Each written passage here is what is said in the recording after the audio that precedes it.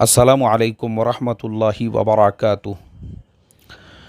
मोहतरम भाइयों, बुज़ुर्गों, दोस्तों, ये हमारा इस्लाही मुआशरा का 1369वां सबक है। मोहतरम दोस्तों, पिछले 2 दिनों से बहुत सारे Hindi news channels, Hindi news papers, ये लोग एक झूठी खबर का प्रोपेगंडा फैला रहे हैं कि इज़राइल कोरोना मुक्त हो चुका है, इज़राइल कोरोना फ्री हो चुका है। काय के लिए? सिर्फ़ और सिर्फ इसलिए ताकि मुसलमानों के जज्बात को ठेस पहुंचाई जाए और मुसलमानों को ये मैसेज दिया जाए कि देखो इज़राइल कितना ताकतवर है, कितना पावरफुल है। क्योंकि देखो, हमारे मुल्क की एक कमज़ोरी ये है कि हमारे यहाँ पे जितने भी मीडिया चैनल्स है, चाहे हालात कितने भी बद से बदतर हो, आज मुल्क के अंदर हम अगर देखेंगे, हॉस्पिटल्स के अंदर बेड नहीं है, ऑक्सीजन्स नहीं है, मेडिसिन और दवाएं नहीं हैं, उसके बाद भी इनका जो जहर फैलाने का काम है, इससे ये लोग बाज नहीं आ रहे हैं। इसमें भी कहीं ना कहीं कोई ना कोई इनको ऐसा पॉइंट चाहिए जिसकी वजह से फिर ये मुसलमानों के ख़िलाफ़ जो है कुछ ना कुछ प्रोपेगंडा कर सके और अल्लाह इनके हाल पे रहम करे। मुझे तो अफ़सोस होता है इनकी मेंटलिटी को देखकर। अभी वो एक फ़िल्म एक्टर मनोज जोशी 2 दिन पहले उसने ट्विटर के ऊपर ट्वीट किया कि मुसलमानों के घरों से खाली अफजल ही पैदा होते रहेंगे या कभी डॉक्टर वगैरह भी पैदा होंगे। इसके ऊपर मैं अलग से सबक दूंगा। आज का मेरा टॉपिक ये नहीं है और मनोज जोशी को बताऊंगा कि मुसलमानों के घरों से कैसे कैसे डॉक्टर पैदा हुए हैं और उन्होंने कैसे कैसे लोगों का इलाज किया है और किस किस तरीक़े से मुसलमानों ने इस मुल्क को आज पूरे देश के अंदर जो रेमडेसिविर चल रही है, वो भी एक मुसलमान ही की कंपनी है, सिप्ला, जिन्होंने गांधी जी के बोलने पर दवाओं की कंपनी की बुनियाद डाले थे 1936 के अंदर। तो खैर, ये मेरा अलग से टॉपिक है। मैं अलग से जो है कल इंशाल्लाह सिर्फ वो मनोज जोशी का जो ट्वीट है उसी पे पूरा हम डिटेल में बात करेंगे। आज का हमारा टॉपिक ये है झूठा प्रोपेगंडा।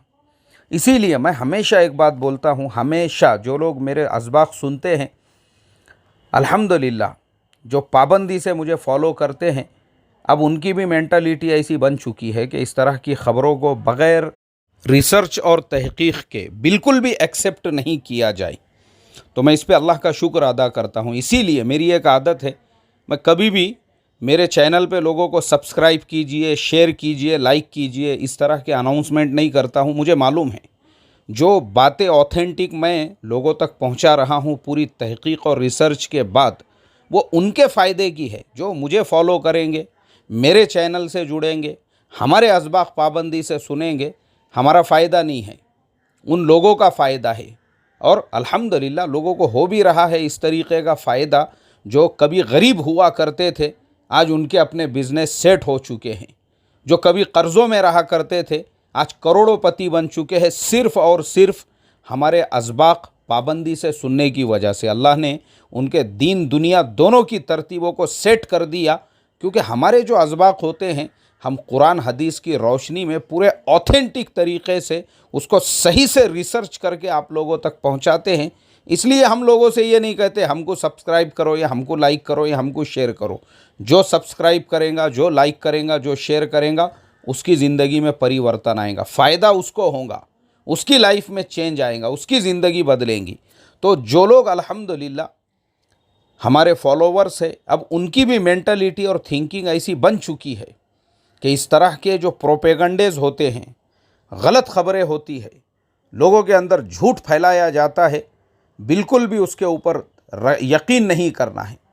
तो माशाअल्लाह मैं इस पे अल्लाह का शुक्र अदा करता हूँ। अब हम आते हैं इज़राइल की वो ख़बर जो झूठा प्रोपेगंडा फैलाया गया, उसकी रियलिटी क्या है। आज हम उसको टेक्निकल कैसे एनालिसिस करेंगे। देखिए आप कि सबसे पहले जो वर्ल्ड मीटर की जो वेबसाइट है, जिसके ऊपर कोरोना के फिगर्स वो रोज़ाना अपडेट देते हैं, आज मेरे सामने आज की ही 23 अप्रैल सन 2021 का उसकी मैंने वेबसाइट से ये फिगर्स लिया हूँ। उसका स्क्रीनशॉट मैं साथ में जोड़ रहा हूँ। उसमें उन्होंने ये बताए हैं कि इज़राइल आज भी कोरोना केसेस की लिस्ट में 29वें नंबर पे है। 29th इज़राइल का नंबर है। इज़राइल के अंदर कल 22 अप्रैल सन 2021 को जो टोटल केसेस मिले वो है 315। 315 न्यू केसेस इज़राइल के अंदर ये कल की तारीख में मिले हैं। ये कल का फिगर है। अब हम टोटल केसेस की तरफ जाते हैं कि इज़राइल में अब तक टोटल कितने केसेस मिले कोरोना के। तो टोटल केसेस है 8,37,807। 8,37,807 आज तक के ये टोटल केसेस है, जिसमें डेथ्स यानी मरने वाले जो है वो है 6,346। 6,346 लोग अभी तक कोरोना से इज़राइल में मर चुके हैं।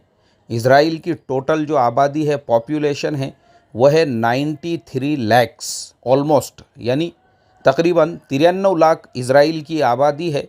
और उसमें अगर हम 83 हज़ार केसेस को एक दूसरे से कैलकुलेट करते हैं तो तकरीबन वो एक वहाँ के 10% के करीब में होता है।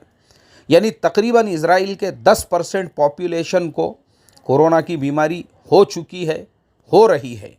और जो मरने वाले हैं उनका अगर हम कैलकुलेशन करते हैं तो तकरीबन वो भी 0.25% के करीब होता है, यानी 1% के करीब वो पहुंच रहा है। तो इससे ये पता चला कि जब कल 22 अप्रैल को वहाँ पे 315 केसेस मिलते हैं तो फिर ये मीडिया न्यूज़ चैनल्स किस वजह से इज़राइल को कोरोना मुक्त, कोरोना फ्री बनाकर दुनिया के सामने एक झूठा प्रोपेगेंडा कर रहे हैं। सरासर झूठ है ये। और आज हम आपको वो मुल्क भी बताएंगे कि वो कौन सा मुल्क है जो वाकई में भी कोरोना फ्री हो चुका है और कभी कोरोना की रेस में आया ही नहीं वो मुल्क, शुरू से लेके अभी तक ना वहाँ कोई केसेस है और ना ही उस मुल्क को कोरोना से कुछ लेना देना है। उस मुल्क का नाम है तुर्कमेनिस्तान। ये एक मुसलमान मुल्क है जहाँ की तकरीबन 95% जो आबादी है वो मुसलमान हैं और बाकी के रशियंस, क्रिश्चियंस वहाँ पे रहते हैं। एक मुकम्मल मुसलमान मुल्क, एक मुकम्मल मुसलमान देश। आज से तकरीबन 1 साल से पहले ही जैसे ही कोरोना का पहला केस चाइना में मिला और दूसरा केस साउथ कोरिया में मिला और ये दूसरे मुल्कों में जब जैसी ही खबर फैली, उसके फ़ौरन बाद तुर्कमेनिस्तान एक ऐसा वाहिद मुल्क था जिसने अपने सारे एयरपोर्ट्स को सील कर दिया, अपने पूरे मुल्क को लॉक कर दिया। और जो आने वाले भी है एयरपोर्ट के ऊपर ही तुर्कमेनिस्तान के अंदर सिस्टम ऐसा है कि वो एक ऐसा वाहिद मुल्क है दुनिया के अंदर। अभी आप लोगों को मैं ज़रा तुर्कमेनिस्तान के बारे में बताऊंगा तो आपको हैरत होंगी वहाँ की बातें सुनकर कि तुर्कमेनिस्तान 1991 जिस वक्त में सोवियत यूनियन के टुकड़े टुकड़े हो गए और तकरीबन 17 मुल्क सोवियत यूनियन से अलग हुए, उन्हीं में तुर्कमेनिस्तान था जो आज़ाद हो गया। आज़ाद होने के बाद में तुर्कमेनिस्तान के जो पहले सदर उनका नाम था मुराद नियाज़ो। मुराद नियाज़ो पहले सदर बनते ही उन्होंने अपने मुल्क के लोगों में ऐलान किया, बोले देखो अल्हम्दुलिल्लाह, अल्लाह का करोड़ों दर्जे करम है कि हमारे अपने मुल्क को अल्लाह ने ऐसे कुदरती वसाइल दिए हैं, जैसे गैस है और भी बहुत सारी कुदरती चीज़ें अल्लाह ने हमको दी है। तो जब हम खुद कफ़ील है, जिसे हमारे हिंदी में हम आत्मनिर्भर कहते हैं, बोले जब हम खुद कफ़ील है तो हमको दूसरों से कुछ मांगने की, लेने की ज़रूरत नहीं है। और हमारी ख़ुद की जो है इतनी, जब हमारे पास में इतनी चीज़ें हैं एक्सपोर्ट करने के लिए कि हम अपने मुल्क को तरक्की की ऊंचाइयों पे पहुंचा सकते हैं और हमारे मुल्क के लोगों को आसानी से हम बग़ैर उनको किसी चीज़ की तकलीफ़ के इस मुल्क के अंदर उनको हर तरह की फैसिलिटीज़ और सहूलतें प्रोवाइड कर सकते हैं बग़ैर गवर्नमेंट के टैक्सेस के, बग़ैर किसी फ़ीस के। तो फिर हमको अपने मुल्क के लोगों से गैस के पैसे, पानी के पैसे और किसी भी किस्म का टैक्स लेने की ज़रूरत नहीं है। पहले ही ऐलान में उन्होंने पूरे मुल्क में ऐलान कर दिया, क्योंकि ये सारे मुल्क जब रशिया के अंडर में थे तो रशिया इनकी कुदरती जो ज़ख़ाइर है उनको दुनिया भर में बेचता था और ख़ुद यहाँ के रहने वाले लोगों से, उन्हीं के मुल्क के निकले हुए गैस के पैसे लेता था।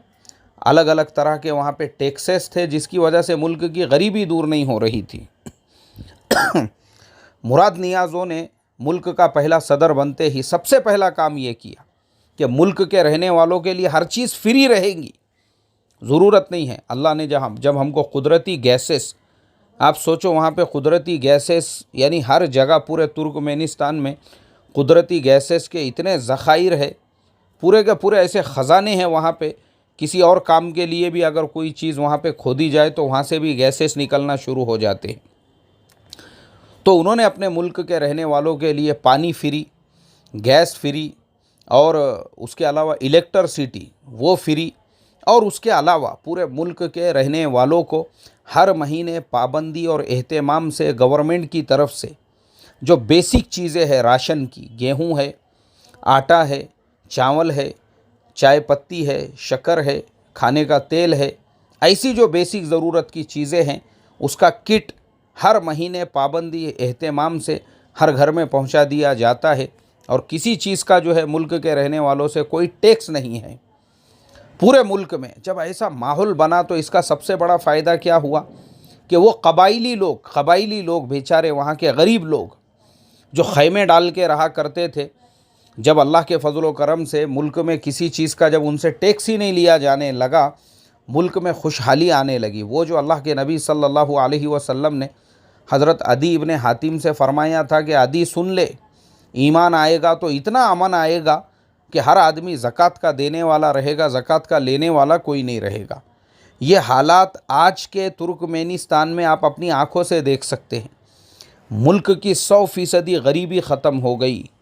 पूरे मुल्क के अंदर लोगों का जो स्टैंडर्ड ऑफ लिविंग है वो इतना ज़्यादा हाई हो गया, यानी मकानात आलीशान लोगों ने बना लिए रहने के लिए। मसाजिद जो है, यानी तुर्कमेनिस्तान को आप मस्जिदों का मुल्क भी कह सकते हैं। खूबसूरत से खूबसूरत मस्जिदें आपको वहाँ के हर चौराहे पर, हर बस्ती पर, हर गांव में नज़र आएंगी। जगह जगह पे मस्जिदों का क़ियाम अमल में आ गया। और उसके बाद पूरे मुल्क के अंदर लोगों ने खुद से ही गवर्नमेंट से ये रिक्वेस्ट और दरख्वास्त की है कि जब हमारा ख़ुद का अब एक इस्लामी मुल्क बन गया है तो इस इस्लामी मुल्क के अंदर जो अमन व अमान आ गया, लोगों की गरीबी दूर हो गई, तो हम ये चाहते हैं कि जब तक मुराद नियाज़ो ज़िंदे है और हयात है, हमारे मुल्क में इलेक्शन की ज़रूरत नहीं है। हमने उनको परमानेंटली जब तक ज़िंदे है तब तक के लिए उनको सदर मान लिया। आप सोचो मोहतरम दोस्तों, यानी जब लोगों को क्या चाहिए, मुराद नियाज़ों ने क्या दिया लोगों को। मुराद नियाज़ों ने जो है मुल्क के अंदर दिखावे की बड़ी बड़ी चीज़ें नहीं बनाई, बड़े बड़े स्टेडियम नहीं बनाए, बड़ी बड़ी मूर्तियाँ नहीं खड़े की। उस आदमी ने सिर्फ ये किया कि भाई लोगों को चाहिए क्या, लोगों को मुफ्त में गैस चाहिए, ठीक है भाई फ्री में। लोगों को पीने का पानी चाहिए, पानी भी फ्री में। इलेक्ट्रिसिटी चाहिए, चलो वो भी फ्री में, मत दो उसके भी पैसे। और क्या चाहिए आपको, खाने के लिए चाहिए, चलो खाने के लिए जो है पूरे मुल्क के अंदर आपके घर पे हम राशन का पूरा किट पहुंचा दिया करेंगे, हमारे मुल्क में कोई गरीबी और फाके से ना मरे। यानी इतनी सारी सहूलतों के बावजूद भी उस मुल्क के अंदर जो ड्राई फ्रूट्स है उसकी पैदावार होती है। लोग अपने तौर पे भी वहाँ पे लोगों के बड़े बड़े कारोबार है, अल्लाह ने उनको वैसा नवाजा है। उसके बाद रशिया के कब्ज़े में जब ये सारे मुल्क थे तो रशिया ने शराब को आम किया हुआ था पूरे मुल्कों के अंदर, शराब आम, ये सारे मुसलमान मुल्कों के अंदर। लेकिन जब इनके अपने इस्लामी मुल्क बन गए मुराद नियाज़ों ने, उन्होंने कहा कि देखो मैं तो सिगरेट भी नहीं पीता हूँ, शराब तो बहुत दूर की बात है, तो इसलिए हम ये चाहते हैं कि हमारे मुल्क के लोग भी शराब ना पिए। फ़ौरन पूरे मुल्क के लोगों ने अपने अपने तौर पे, वो जो वाक़यात हम सहाबा के सुनते हैं ना कि जब शराब हराम हो गई तो मदीने के गलियों में ऐसे बह रही थी जैसे बारिश का पानी होता है, उसी तरीक़े से 1991 तब से लेके आज तक उस पूरे मुल्क में शराब तो बहुत दूर की बात है, लोग सिगरेट भी वहाँ पे नहीं पीते हैं। सिगरेट भी, ये सारे डिटेल्स मिलेंगे आपको। ऐसा नहीं है कि मैं गुलू कर रहा हूँ या बड़ा चढ़ा के बोल रहा हूँ, नहीं, ये अल्लाह का करम है अल्हम्दुलिल्लाह। उस मुल्क के अंदर लोगों ने इस तरीक़े से अपने आप से वो जो रशिया के सारे कायदे कानून थे उनको उठा के कचरे के कुंडी में डाल दिया और अल्हम्दुलिल्लाह आज वो 100% मुल्क एक नमूना है पूरी दुनिया के लिए। इसीलिए मैंने इससे पहले भी बाज़ाब्ता जो मेरा एक सबक मैंने दिया था सद्दाम हुसैन, मुअम्मर क़ज़्ज़ाफ़ी और इन लोगों के ऊपर, किम जोंग उन के ऊपर, कि अमेरिका ये लोगों को इसलिए बदनाम करता है क्योंकि अमेरिका को इनके मुल्कों की खुशहाली नहीं देखी जाती है। ऐसे ही तुर्कमेनिस्तान के ख़िलाफ़ भी अमेरिका कभी कभी ऐसे प्रोपेगंडे चलाता है सिर्फ़ और सिर्फ मुसलमान मुल्कों का अमन बर्बाद करने के लिए। तो आपको कहीं न्यूज़ में तुर्कमेनिस्तान का नाम नहीं मिलेगा।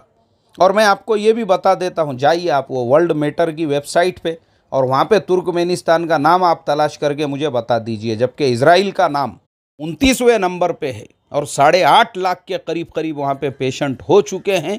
अल्लाह ऐसे झूठे प्रोपेगंडों से हमारी हिफाजत फरमाए। अस्सलामु अलैकुम वरहमतुल्लाहि वबरकातुहू।